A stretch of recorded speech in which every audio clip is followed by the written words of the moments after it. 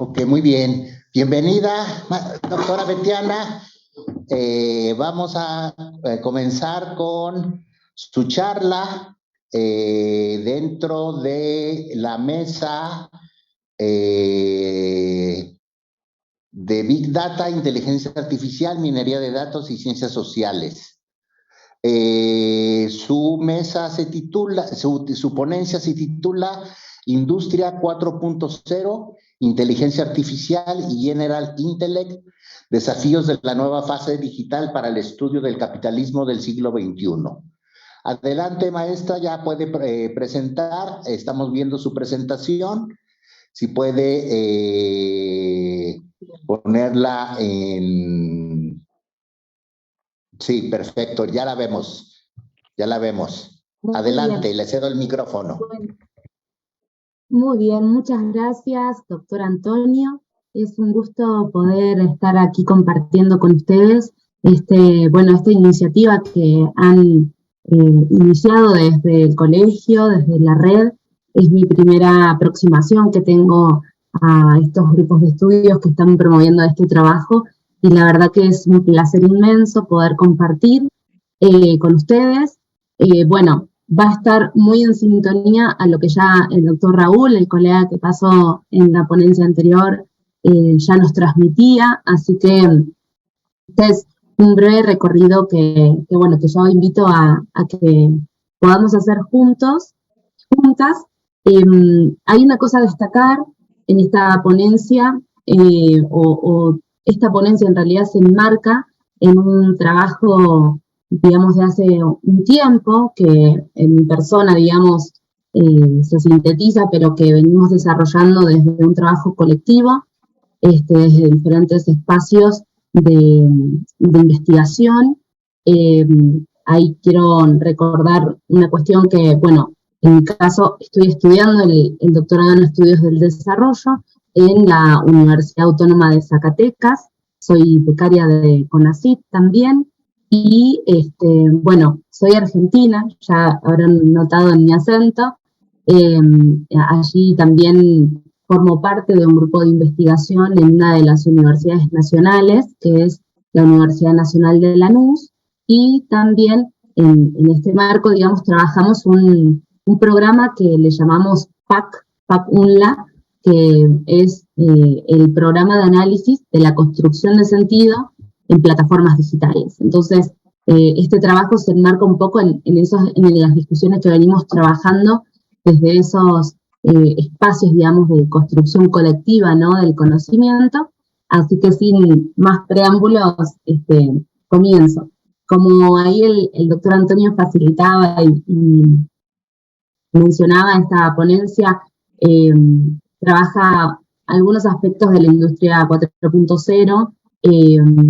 Nos detenemos en observar más que nada la inteligencia artificial como una de las tecnologías disruptivas de este nuevo momento, o esta nueva revolución tecnológica que ha atravesado al mundo entero, y algunos conceptos que quizás empezamos a tomar, digamos, reactualizar, digamos, desde los estudios críticos, como es el caso del concepto, la categoría de General Intellect, propuesta por los estudios marxistas, digamos, o del marxismo quizás en sus primeros momentos.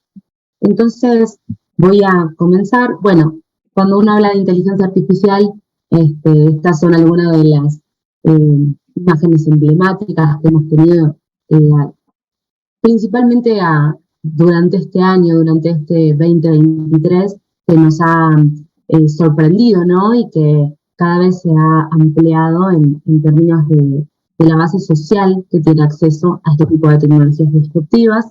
Entonces aquí menciono, cuando sale la tan emblemática foto del Papa, o otras imágenes que empiezan, digamos, a orbitar en la dimensión más política, ¿no?, como es el caso de esta otra imagen que está a su derecha, ¿no?, entre un beso, digamos, como una polémica entre Donald Trump y Obama, ambos expresidentes de Estados Unidos. Estas son imágenes generadas con inteligencia artificial. No voy a profundizar sobre las, digamos, lo que genera, digamos, en el ámbito de la cultura, en el ámbito mediático y en lo que hoy especialistas están hablando de, digamos, conceptos concretos como guerra psicológica o como parte de la guerra multidimensional que se vive a nivel mundial, pero sí son algunos fenómenos, digamos, de lo más aparente que entran a la órbita o al discurso, a las narrativas, y que es lo más frecuente, digamos, que se escucha cuando hablamos de inteligencia artificial, ¿no? Una de las cosas. Bueno, pero sí mencionar que, bueno, la inteligencia artificial emerge en un contexto, o sea, ya hace tiempo, ¿no? Ya en la Segunda Guerra Mundial, Turing, que era como su gran exponente, digamos, nos decía que la inteligencia artificial nacía de los intentos de simular y de mecanizar los procesos de pensamiento humano. Un poco este era el espíritu desde el cual comenzaba a generarse este gran fenómeno y digamos, y estas expectativas, ¿no?, por parte de las ciencias de generar herramientas que lograran, digamos, alcanzar este grado significativo, digamos, digamos, de procesamiento de la información a tal punto de simular la mente humana, ¿no? Esto, ustedes que son parte de la red y que, bueno, gran parte quizás del auditorio que hoy estamos teniendo y que nos están acompañando en este simposio, deben saber muchísimo más acerca de estos aspectos. Pero como les decía, viene ya de una trayectoria o una tendencia de hace muchos años. En la década del 50 y del 60 vemos un optimismo, un entusiasmo, ¿no? Acompañados o si se quiere, sustentados sobre estas expectativas, como mencionábamos, como la de Alan Turing. Ya hacia los años 70, los alcances de la inteligencia artificial empiezan como a cobrar un sentido quizás más de expectativas ya transformadas en realidad y lo que realmente se podía llegar a alcanzar, ¿no? Es una dosis de realidad en el sentido de que esas tecnologías disruptivas que eran parte, digamos, del sentido de la innovación de ese momento, tenía ciertos límites o ciertos alcances, ¿no? Y entonces, hacia esos años empieza a atravesar esta etapa, ¿no? Hacia los años 80 ya empieza a atravesar quizás, digamos, un momento o una etapa donde los desarrollos vinculados a la inteligencia artificial están más sujetos, ¿no?, a la aplicación y por lo tanto aplicaciones industriales, ¿no? Y también empiezan a aparecer los primeros estudios en clave de entender al conocimiento como parte de, digamos, un fenómeno de poder, ¿no? O por lo menos la dimensión de poder presente en el conocimiento, ¿no? Un poco ahí los estudios más de sociología, crítica, digamos, o quizás de tecnologías, en realidad de teoría política, empiezan a aparecer estos estudios, y también los primeros sistemas computacionales, que no voy a profundizar mucho en este aspecto porque creo que ustedes saben muchísimo más que yo. Hacia los años 90, la inteligencia artificial ya empieza a tener unas implicaciones, digamos, ya como ciencia, ¿no? Ya empiezan a aparecer los primeros equipos de investigación vinculados a la minería de datos, al entrenamiento de inteligencia artificial, ¿no? Y como ya empieza, digamos, a masificarse el fenómeno de Internet, también la inteligencia artificial empieza a tener sus primeros desarrollos aplicados a la web, ¿no? Entonces, la inteligencia artificial, quizás como lo mencionaba ya el doctor Raúl, que me antecedió, digamos, en su ponencia, hay diferentes formas, ¿no?, de concebirla y por lo tanto de profundizar sobre los estudios sobre este tipo de tecnologías disruptivas, ¿no?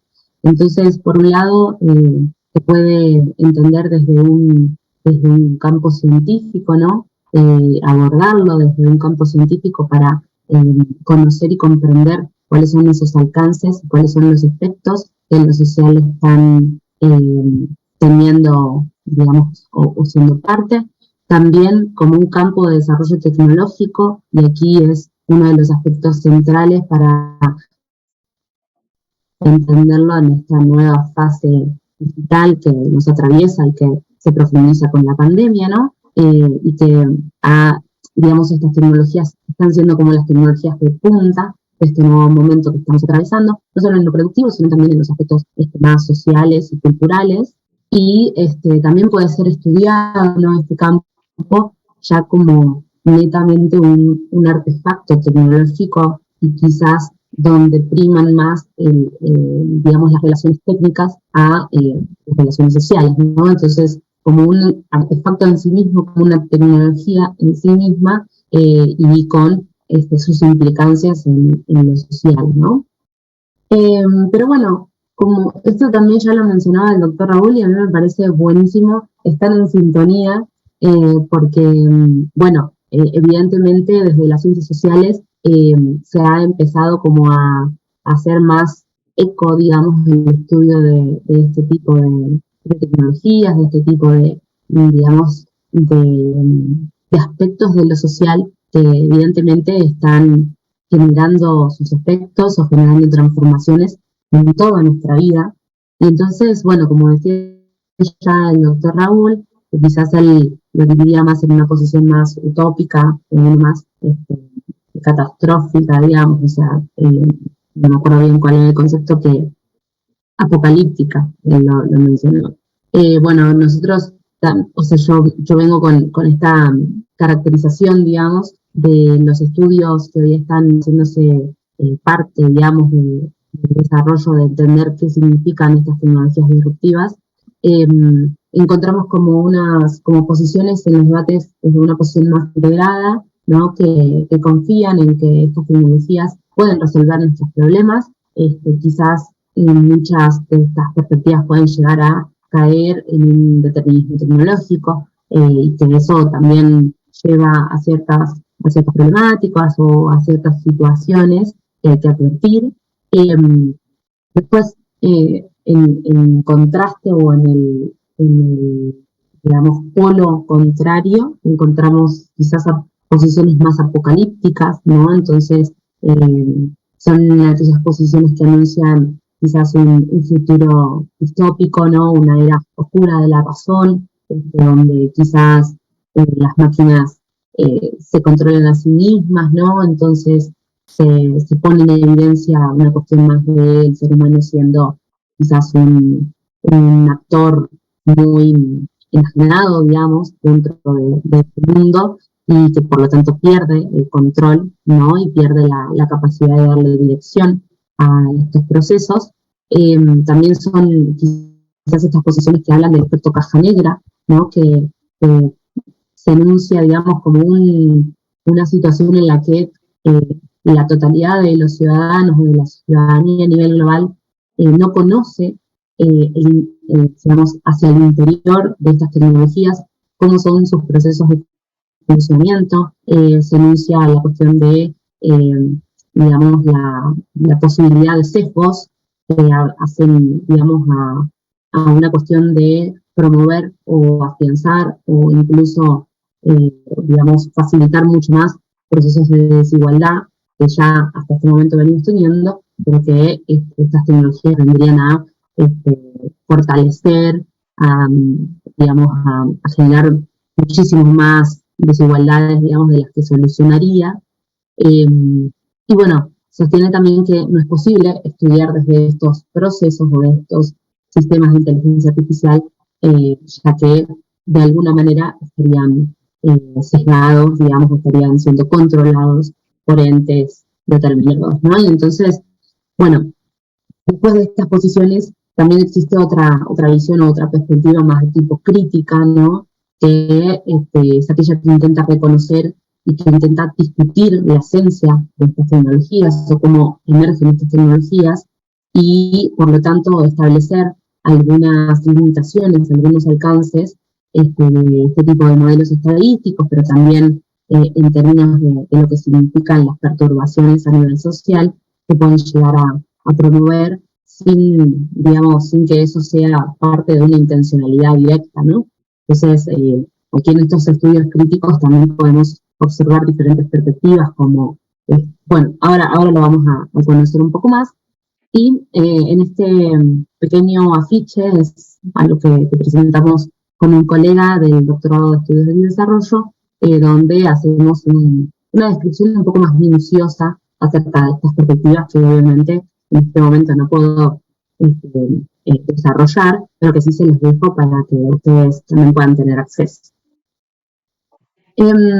Bueno, como sabemos entonces, la inteligencia artificial es parte, digamos, de este nuevo proceso o esta nueva revolución que se ha gestado, incluso desde autores que forman parte, que son los ideólogos o los representantes, digamos, en términos intelectuales del Foro Económico de Davos, hablan justamente de la revolución industrial, de una nueva revolución industrial, donde el concepto de automatización es fundamental. Según la UNESCO, en la industria 4.0 los puestos de trabajo de muchos trabajadores nos dicen que podrían llegar a desaparecer.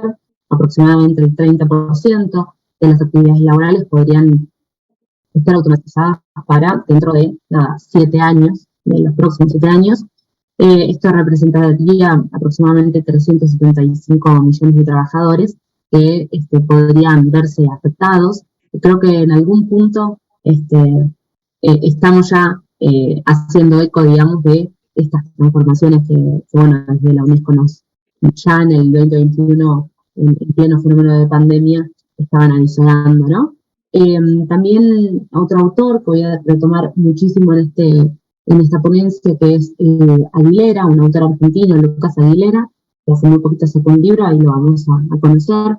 Él ya hacia el 2020, 2021, estaba hablando de estos temas como temas que van a venir a digamos, dislocar los procesos como los conocemos, ¿no? Y entonces él traía un dato muy alusivo a este momento porque nos dice que aproximadamente, o sea, que lo que hacia 1970 se producía en 1 hora y media, en 8 horas, hoy se está produciendo el mismo proceso, digamos, está siendo producido en 1 hora y media. Entonces, repito, lo que hace 1970 se producía en 8 horas, hoy estamos viendo que se produce en 1 hora y media. Esto habla del fenómeno de la automatización como parte, digamos, de nuestros sistemas. Y aquí está la mencionada, el concepto que ya veíamos en el momento anterior, este concepto de industria 4.0, que es también mencionado como cuarta revolución industrial por el autor Schwab, que les decía que es parte de los ideólogos o digamos, de los representantes más conocidos del Foro Económico de Davos. Él digamos, nos traen este concepto, aluden a este concepto y hablan de que justamente nuestros procesos productivos ya han atravesado un cambio total. Un poco también, si uno lo toma desde los estudios críticos del desarrollo y desde las teorías críticas, ¿no? Como los marxistas y demás, uno sabe que este fenómeno también es parte, digamos, de las propias contradicciones del propio sistema y de la propia competencia intercapitalista, que hace que, digamos, en ganar en tiempos sociales de producción, hace que sea como uno de los fenómenos inminentes, digamos, de la competencia capitalista, y por lo tanto esta industria 4.0 vendría a hacer una síntesis, una nueva síntesis de este proceso de competencia. Pero en términos específicos, aquí Colador y Ortiz mencionan a la industria 4.0 como aquella que hace referencia a varias tecnologías combinadas que buscan la completa automatización de los procesos y una alta flexibilidad y anticipación con respecto al comportamiento, digamos, de consumidores y de productores. Entonces, aquí vemos en este gráfico, que también está citado en este paper de Colador y de Ortiz Espinosa, donde vemos cómo los diferentes sistemas están conectados, si se quiere, por el servidor de la nube o lo que significa, digamos, el acceso a la web, ¿no? Y que se genera este proceso de permanente retroalimentación entre los diferentes sistemas, ¿no? Industriales y otros ámbitos como el sanitario, como la cuestión de transporte, ¿no? Se habla del concepto de ciudades inteligentes, ¿no? Porque aquí ya la producción, nuestra circulación, nuestros ámbitos de relaciones están completamente conectados gracias a este fenómeno que conocemos como digitalización, ¿no? Bueno, obviamente el desarrollo de nuevas tecnologías como el 5G, computación cuántica, todo lo que tiene que ver con realidad aumentada, realidad virtual, son todas tecnologías que hoy funcionan de manera entrelazada, digamos, una no sería sin la otra. Aquí un concepto muy importante es quizás el que ha también permitido dar este salto en términos de recabación de datos y de procesamiento de esos datos, tiene que ver también con el concepto de, creo que, se me fue. El Internet de las cosas, ahí está. Que bueno, habla justamente de este nuevo concepto que observamos y que cada vez se va ampliando más, pero que habla justamente de que todo nuestro accionar cotidiano de alguna manera está ya siendo capturado o siendo conectado a través de vías de la web, ¿no? Entonces, cocinamos y tenemos, por ejemplo, hornos, lavadoras, o sea, nuestra cotidianidad está conectada a la red y por lo tanto ese flujo de información es cada vez más soltado, ¿no? Y por lo tanto permite la alimentación de este circuito. Bueno, como les decía recién, entonces estos fenómenos no se dan, digamos, como fenómenos en sí, y digamos, sino para sí, digamos, son fenómenos que obedecen, si se quiere, a las relaciones sociales que imperan en este sistema, que como sabemos es un sistema conocido, o son relaciones, digamos, de tipo capitalistas, y por lo tanto la competencia sigue estando, o se sigue haciendo el centro, digamos, o si se quiere la esencia, ¿no? de estas relaciones.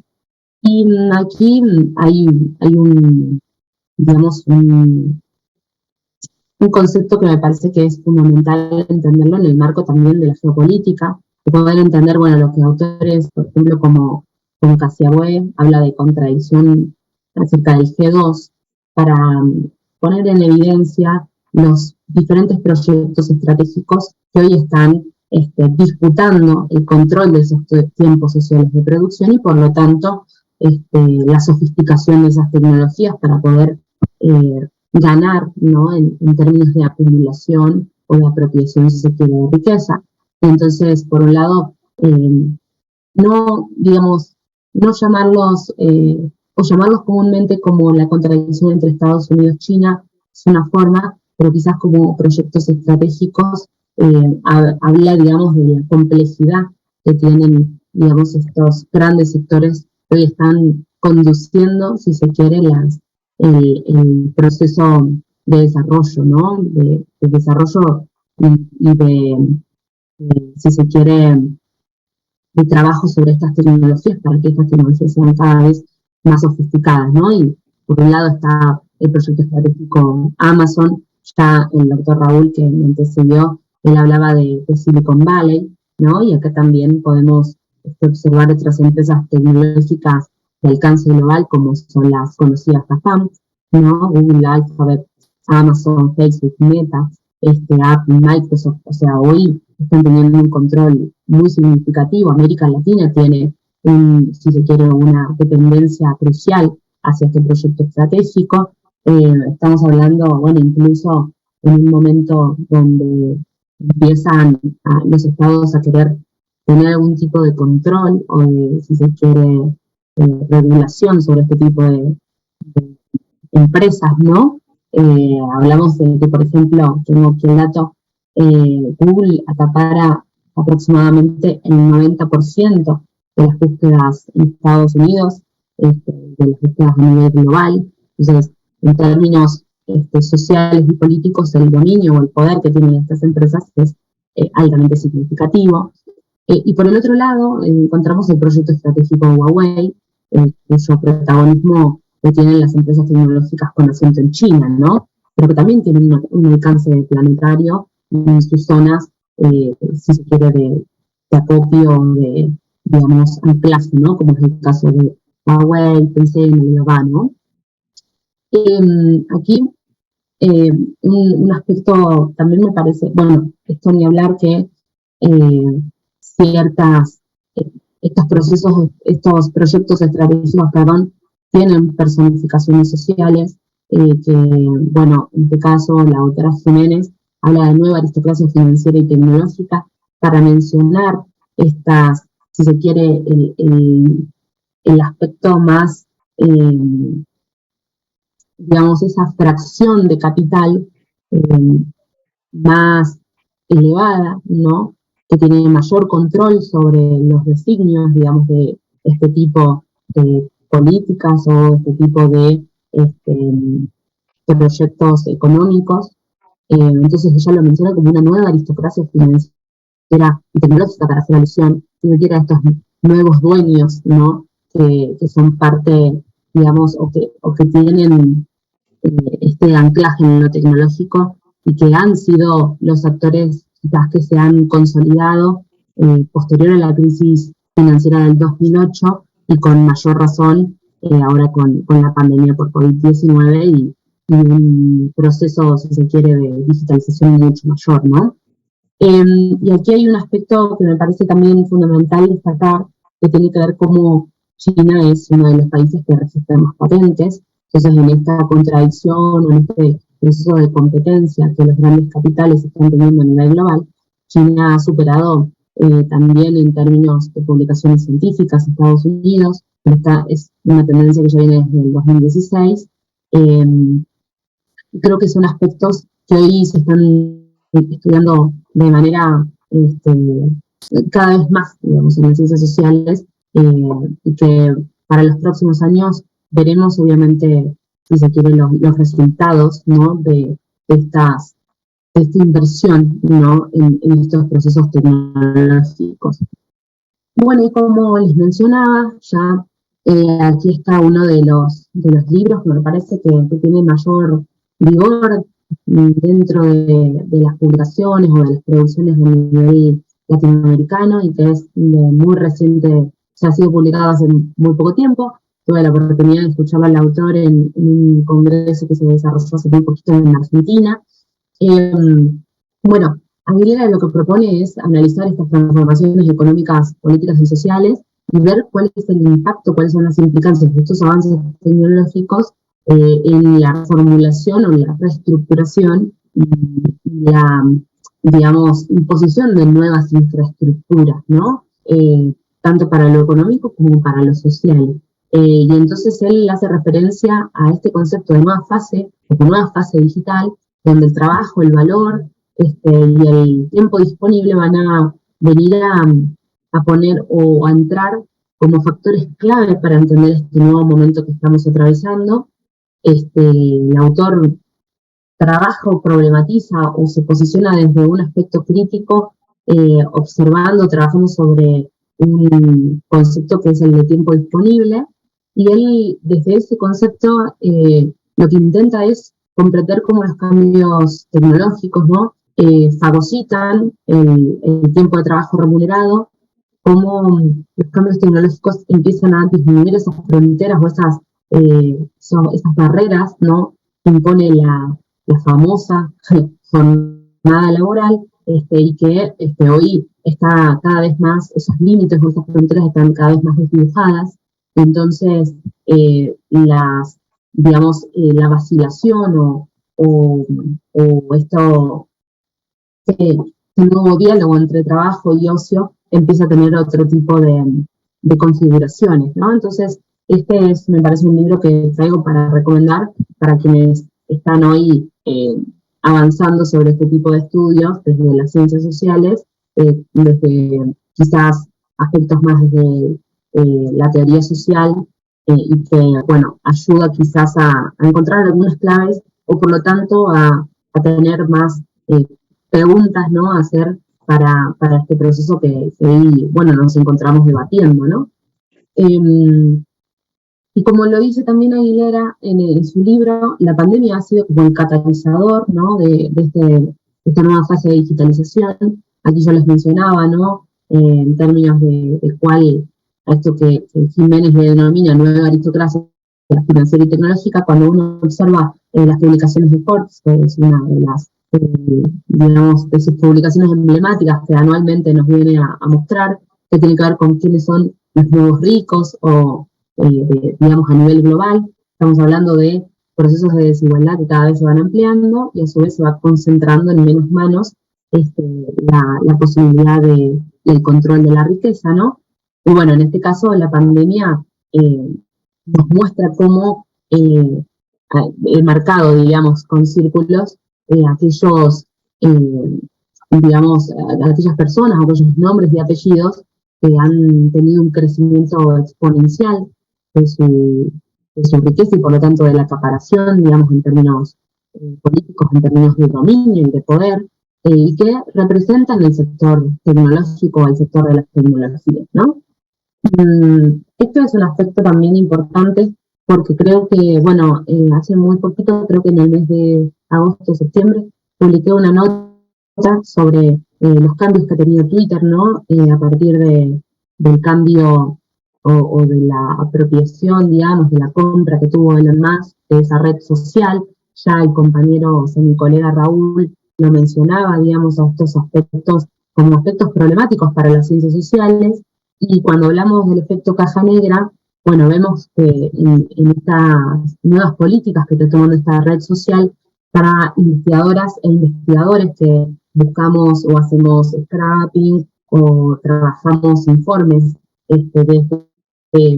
utilizando los datos de redes sociales. Bueno, en este caso esta red social hoy está totalmente privatizada, digamos, o sea, ya Elon Musk en el mes de septiembre anunció, creo que fue el 19 o el 20 de septiembre, anunció la privacidad, o sea, el tema de cada vez condicionar más la publicación. Incluso hace unas semanas atrás ya está como mencionando la posibilidad de que incluso quienes participamos no solamente tengamos ya límites en nuestro número de publicaciones con nuestras cuentas, sino que incluso pueda ser cobrado, digamos, el servicio.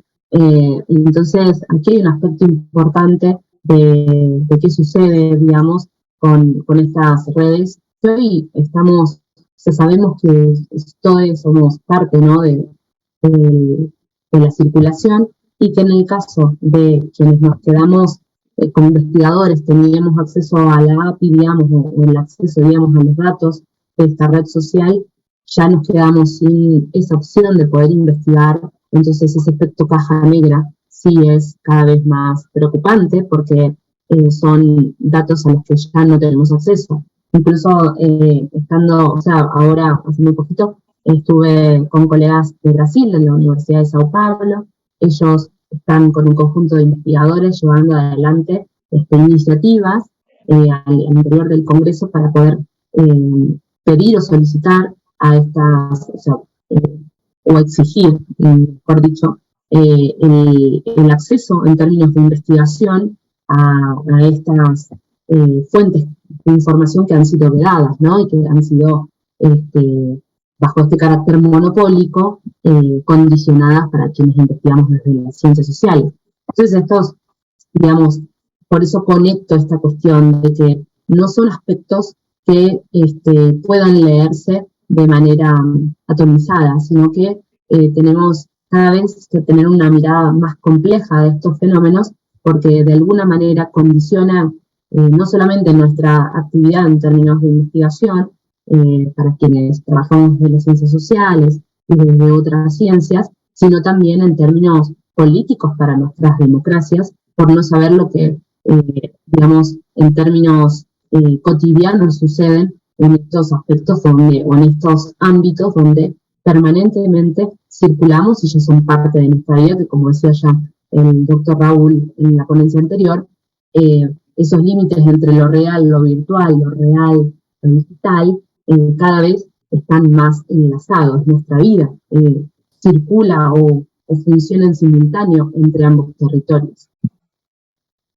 Esto habla más de lo mismo. Entonces, en función de esto que acabo de decir, esta dimensión territorial, espacial, es fundamental para poder comprender nuestro acceso, para poder comprender nuestra incidencia, ¿no? Y por lo tanto, en la toma de decisiones, ¿no? Y aquí yo traigo un autor que es Barreda, que él habla del espacio humano como un espacio siempre producido, ¿no? Donde se moldea el espacio natural preexistente, y siempre está en conexión o con organización del tiempo, ¿no? Hoy en esta ponencia no voy a poder hacer alusión a la dimensión tiempo, porque no tengo tiempo justamente, pero me gustaría que en otra ponencia podamos discutir acerca de esa dimensión, porque de alguna manera es uno de los factores de mayor complejidad e incidencia cuando hablamos de digitalización, ¿no?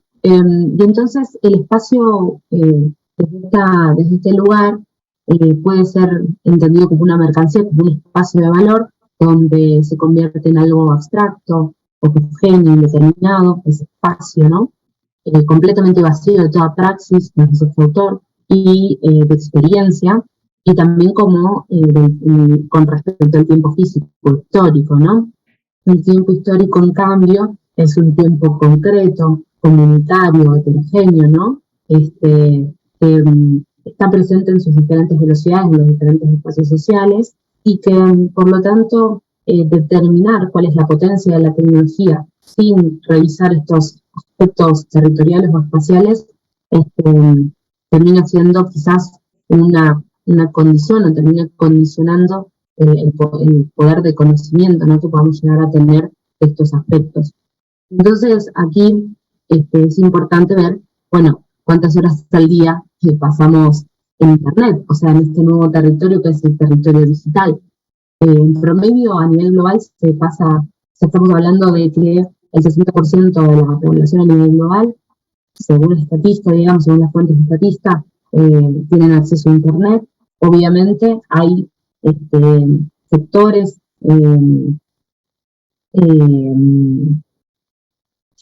por ejemplo, o continentes como el africano, que tiene un promedio del 30% en algunas zonas de acceso, entonces una desigualdad muy profunda, y otros continentes, por ejemplo, como Europa, que están ya por casi el 90%, por lo menos el norte de Europa, están aproximadamente en el 98% de acceso a la red. Pero considerando la totalidad, ¿no? Estamos hablando de que la población a nivel global, los 8.000 millones de personas, están circulando, deambulando, por lo menos 6 horas al día, ¿no? En el caso de Argentina, que es uno de los países de Latinoamérica, que quizás tiene un mayor nivel de deambulación por este territorio, con unas 9 horas, en el caso de México, como observamos acá en el gráfico, 8 horas, nos encontramos navegando o pasando en Internet desde diferentes aplicaciones, no solamente en acceso a redes sociales, sino también cuando uno accede a la clave o a los sistemas bancarios, cuando uno accede a los sistemas de salud. Entonces, estas horas son las que pasamos diario, ¿no? Y aquí es otro de los, quizás de los gráficos o de los elementos que nos permiten también observar cómo este territorio digital está siendo parte de nuestras vidas. Bueno, observamos que la cantidad, digamos, de actividades que se generan en un minuto en Internet, y que esto se transfiere indudablemente a lo que decía el doctor Raúl en la ponencia anterior, a datos concretos, a información, que esa información luego es utilizada, ¿no? Procesada y luego utilizada para diferentes fines, ¿no? En el caso de la inteligencia artificial, ahora volviendo la tecnología que, digamos, objeto de estudio en mi caso, observamos que ChatGPT, que fue una de las inteligencias artificiales más emblemáticas y que tuvo una masificación casi total apenas lanzada, logró obtener en 5 días 1 millón de usuarios, y eso habla también del carácter, si se quiere, disruptivo, pero también de lo que, digamos, estamos enfrentando a corto y largo plazo sobre este tipo de tecnologías, sobre el alcance y la masificación de este tipo de tecnologías, que muchas veces pueden llegar a garantizar, si se quieren, procesos de acceso, digamos, de democratización del conocimiento, pero otras veces quizás pueden llegar a estar o a agudizar los procesos de desigualdad, en el sentido de que existen suscripciones, existen diferentes servicios gratuitos, pagos. Entonces, el uso de estas tecnologías no es un uso igualitario, no es un acceso, digamos, parejo, ¿no? Entonces, aquí observamos, entonces, para seguir vinculando a estos conceptos que traje hoy, cómo el territorio digital se convierte en un nuevo espacio de acumulación, ¿no? Y la inteligencia artificial sería como la tecnología que encabezaría, ¿no?, este proceso. Aquí hay algunos datos también importantes a tener en cuenta. Por ejemplo, el dato de la UNESCO, cuando nos dice que hacia 2021, este es un estudio que yo lo cité, la inteligencia artificial estaba representando por lo menos 4 billones de dólares estadounidenses hacia el 2022. Esto representaría más del 4% del PBI mundial, si lo comparamos con las estimaciones estatísticas que indican que, bueno, justamente en el 2020 se alcanzó un total de 84 billones de dólares estadounidenses aproximadamente. Entonces estamos hablando del 4% del PBI mundial que representaría el mercado de la inteligencia artificial. En el caso del ChatGPT, que es una de las inteligencias que estamos trabajando ahora, también,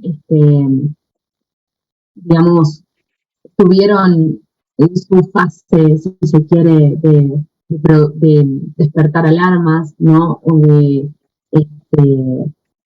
ser criticadas o puestas en telas de juicio, ¿no? En febrero de este año, no sé si lo recuerdan, pero el director de OpenAI, creador de ChatGPT, consideraba como un lanzamiento prematuro a este tipo de tecnologías, ¿no? Después otros autores nos dicen que no estamos lejos, ¿no?, de una inteligencia artificial aterradora, en esto de, bueno, el crecimiento exponencial, las posibilidades o las potencialidades de este tipo de tecnología. Esto también seguramente lo recuerdan a principios de año, cuando Elon Musk, en la cumbre de gobierno mundial en Dubái, lo que, digamos, fue a conversar o a expresar fue, bueno, justamente que la inteligencia artificial tiene una capacidad prometedora, pero representaba un gran peligro a la hora de, digamos, o sea, para la ciudadanía, y que había una necesidad, digamos, de regular este tipo de tecnologías. Y de la mano de estas declaraciones de Elon Musk, recordarán también la carta firmada por más de 1.000 expertos que pedían por lo menos un periodo de prueba, un periodo de pausa de al menos 6 meses para, digamos, advertir cuáles eran las potencialidades y cuáles eran los riesgos de este tipo de tecnologías, ¿no? En nuestro caso, en Argentina, uno de los, bueno, nada, hubieron diferentes actores que se posicionaron en esta clave bajo este aspecto de la necesidad de regular este tipo de tecnologías. Ahora bien, aquí hay que agregar una pregunta de si este pedido con 6 meses bastaba, ¿no?, para observar, digamos, las implicaciones de este tipo de tecnologías, o si más bien este periodo, no era un tiempo de guarda, digamos, para que otros actores económicos o otros representantes, digamos, del desarrollo de la innovación a nivel global, pudiesen también desarrollar sus propias versiones, ¿no?, de inteligencia artificial. Y creo que bueno, que un poco quizás esta pregunta fue dilucidada en ese sentido, ¿no? Porque todavía no tenemos, si bien hay avances en términos de regulaciones, la inteligencia artificial continúa en proceso de desarrollo, y hoy todos los actores tecnológicos a nivel global están aplicando en sus sistemas este tipo de tecnología, ¿no? Ahora, algunos aspectos quizás de versiones más críticas o de posiciones críticas situadas.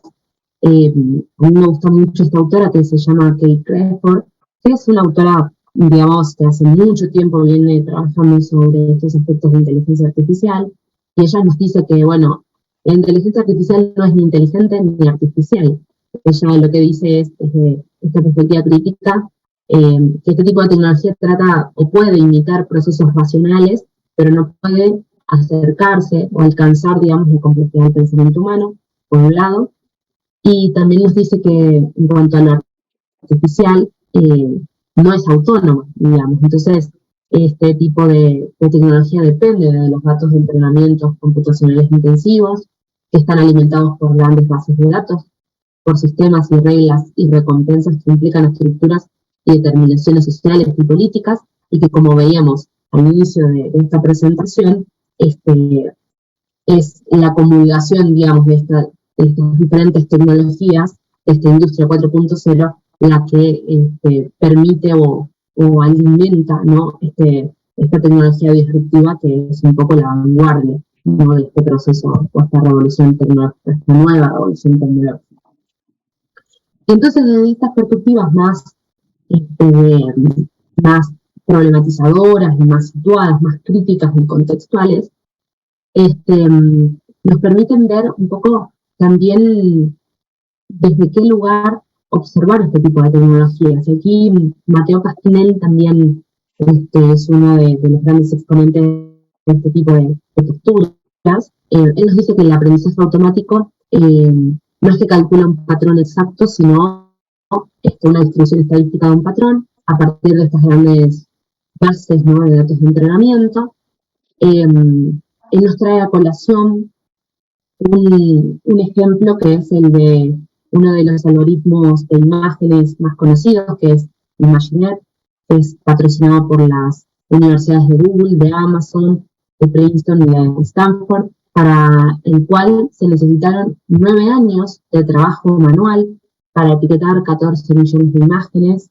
Entonces, más que un aspecto artificial, digamos, Pascal nos dice que se trata más de una técnica de comprensión de la información cada vez más sofisticada, ¿no? Aquí, en términos de trabajo, me parece que eso también es importante observar lo que implica, digamos, nuestro vínculo, nuestro trabajo con este tipo de inteligencias artificiales, que a veces no nos damos cuenta, pero que muchas veces nuestro paso por la red termina siendo un aspecto o una parte más del engranaje, ¿no?, sobre el que se monta este tipo de infraestructura. Acá vuelvo a retomar a Aguilera. Él nos habla de que estas plataformas serían, ¿no?, estas nuevas fábricas del siglo XXI, ¿no? Ya en la medida, ¿no?, de que en el siglo XIX esas grandes fábricas donde veíamos a trabajadores y trabajadoras yendo a ese lugar, un trabajo manual, mecánico, netamente estructurado, controlado, ¿no? Hoy las plataformas de nuestro trabajo permanente con nuestros celulares estaríamos alimentando estas nuevas fábricas, ¿no? Y entonces, en la medida de que interactuamos en carácter de usuario, aportamos entonces contenido que aprovechan quienes tienen el dominio, ¿no?, de dicho territorio. poco algo de lo que ya estamos también observando con el concepto de esta nueva aristocracia financiera y tecnológica que nos menciona Jiménez, que se trataría quizás de quienes tienen el dominio actual de este tipo de infraestructura, ¿no? Y en este caso, en el caso de la inteligencia artificial, estos datos de nuestro paso, o sea, que dejamos como huellas, ¿no?, de nuestro paso por la red, serían utilizadas, serían empleadas también como el entrenamiento de algoritmos. Aquí hay bueno, o sea, ya muchos conocen a Maslow, ya también habla muy, o sea, hace una descripción muy minuciosa de cómo se produce ese proceso, digamos, de recabación de datos y por lo tanto de privatización y monopolización de datos, ¿no? Y entonces en este marco quizás traer a colación el concepto de General Intellect, que es un concepto que viene o sea, que es propuesto por Marx en los Grundrisse, que es uno de los conceptos quizás más emblemáticos de su obra, que después tiene reconfiguraciones en otras digamos, partes de su trabajo intelectual, pero que sí en esos primeros momentos de sus escritos, allá por 1858, ya lo empezaba a visorar y que hace referencia, ¿no?, a ese intelecto general como ese conocimiento social, ¿no? En este caso, el diálogo que podemos llegar a entrelazar con estas nuevas manifestaciones que estamos observando con estas nuevas infraestructuras económicas y sociales, podrían tener mucho que ver con este diálogo, en términos de diálogo con este concepto, ¿no? Porque se trata quizás de la alimentación o el lugar, digamos, o la alimentación que estamos haciendo desde nuestros lugares y desde cómo es apropiado, es monopolizado y por lo tanto adquiere rentabilidad para el capital, pero es digamos, producto de este conocimiento social general global, ¿no? Aquí este pequeño... Maestra, nos quedan solo 8 minutos ya no de ponencia, sino de la hora. Ya se pasó un buen rato, la dejé porque creo que es muy interesante su ponencia, pero si puede ir cerrando, por favor. Muy bien, sí. Esto entonces no lo voy a explicar, pero esta referencia habla de cómo el diseño mental está cada vez instrumentalizándose o cristalizándose más en la máquina y siendo parte de la máquina y por lo tanto teniendo el potencial también de ser apropiado o monopolizado, ¿no? No voy a explicarlo mucho más y voy a dejar algunos interrogantes, ¿no?, de perspectivas para nuestra América, que tiene que ver con, bueno, entender el territorio digital más allá del fetichismo, ¿no?, de los territorios, entenderlo como un espacio económico de circulación, pero también como un ámbito de lucha política, que no quiero profundizar, pero que ya el doctor Raúl en su ponencia anterior ya lo evidenció. Bueno, como parte también de los activismos sociales y demás. Esto es importante porque dentro de esa caja negra que mencionábamos, lo que vemos, por lo tanto, es procesos de colonialismo digital, procesos de precarización laboral, automatización de políticas más en términos neoliberales, ¿no? Falta de responsabilización por parte de ciertos agentes que controlan o que dominan estas tecnologías, falta de transparencia, ¿no? O sea, todos estos son algunos de los elementos que conforman esta nueva caja negra que observamos en estas nuevas infraestructuras y que por lo tanto atraviesan o dejan, por lo menos para nuestra América, que todavía seguimos teniendo procesos de dependencia muy preocupantes, por un lado intercambios desiguales, ¿no? A razón de estas grandes infraestructuras como infraestructuras extractivas que profundizan estos procesos y también nuevos riesgos, ¿no?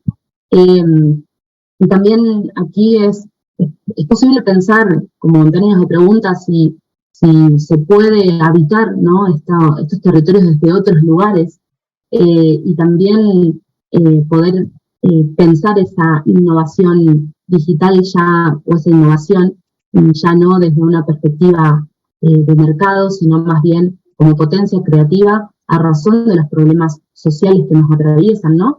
Eso también como unas preguntas, y bueno, en mi caso poder seguir trabajando sobre aspectos que hablan de esta relación entre innovación y creatividad, ¿no? Y cuál es, hacia dónde están yendo estas implicancias en términos de creatividad humana, cómo ese tiempo, digamos, que nos libera la ciencia y la tecnología, por ejemplo, al utilizar inteligencia artificial, ¿para qué está siendo utilizado, no? ¿Para qué ese tiempo liberado, no? Como tiempo disponible, ¿cuál es el uso de ese tiempo? Si es un tiempo que sigue estando ligado o enajenado, o es un tiempo que puede ser pensado como un tiempo de emancipación, ¿no? Lo dejo aquí y bueno, continuamos el debate. Muchas gracias. Nos quedaron 4 minutos para preguntas, comentarios del auditorio. Quien quiera comentar algo.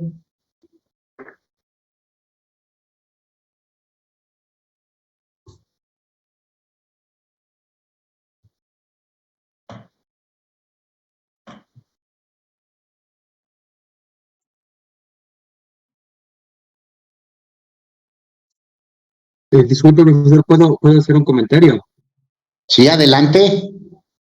No, pues primero que nada, felicitar a la compañera Betiana, y me parece bien interesante lo que está mencionando, porque nos habla también de que esa disputa geopolítica va a terminar posicionándonos a América Latina también como una región que va a terminar abasteciendo de fuerza de trabajo, fuerza laboral, no especializada pues en ese ámbito, y los trabajos que vamos a aspirar pues va a ser andar escribiendo y alimentando al chat GPT, por ejemplo, ¿no? Al Snapchat, por ejemplo, ¿no? Al CapChat, perdón, en vez de, por ejemplo, fomentar el desarrollo de inteligencia artificial.